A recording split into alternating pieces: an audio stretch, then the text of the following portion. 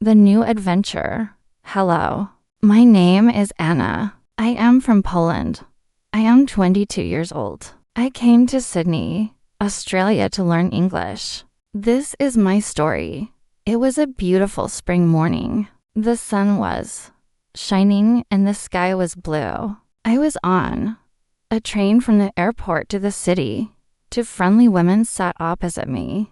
They were speaking English. I understood, only a little because I was still a beginner. I felt nervous, but I wanted to try. I said simple words. Hello. My name is Anna. I am from Poland. The women smiled. They understood me. We talked for 20 minutes. They told me they lived in Sydney and loved helping visitors. Before I got off the train, they gave me their phone numbers. Come visit us anytime. Anna, you can practice English with us. That small conversation made me very happy. From that day, I decided to work hard every single day.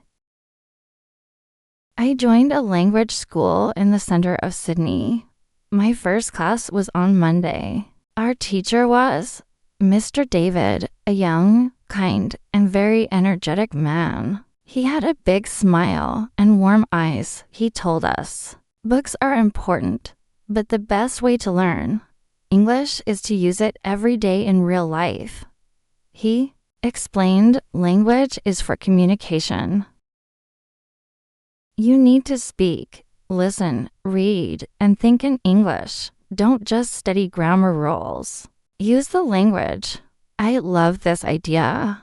I never enjoyed heavy textbooks. This new method felt fresh and exciting. Chapter 2. How I learned new words.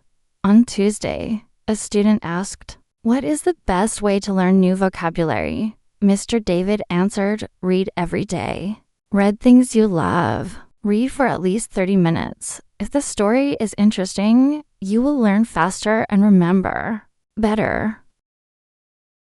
He gave us good advice. Choose books or stories that make you happy. When you meet a new word, look it up in a dictionary. Don't write every word. Just enjoy the story. Your brain will remember. I started reading simple, but exciting stories every morning. My English improved. Quickly. After school, I went to a job center. I needed a part-time job to practice more English. The lady there said, "You speak clearly. You can work as a barista in a small cafe near the beach. You will speak with many customers every day." I started the job on Thursday. At first, I was shy, but every day I spoke more. I made coffee, smiled, and talked with people from all over the world. My English became stronger and more natural. Chapter 3. Better pronunciation and speaking. One day, a quiet student from Japan asked about pronunciation. He understood English well, but felt nervous when speaking. Mr. David smiled and said, "There is a powerful technique called shadowing. You listen to native speakers and copy them exactly, their words, speed, and sound. It's like children learning from their parents." We watched a short video and practiced shadowing together for a few minutes. It was fun. I started doing it every day on my way to the cafe. Later, another student named Sophia from Italy visited our class. Her English was beautiful and fluent. David asked her how she improved so much. Sophia said, "I read every day. I practice shadowing, and I use thinking aloud. I talk to myself in English about everything. What I see, what I feel, what I want to do." At first it felt strange, but it helped me speak faster and with confidence. I was excited. I asked Mr. David to teach us thinking aloud. He explained, every day, say your thoughts in English.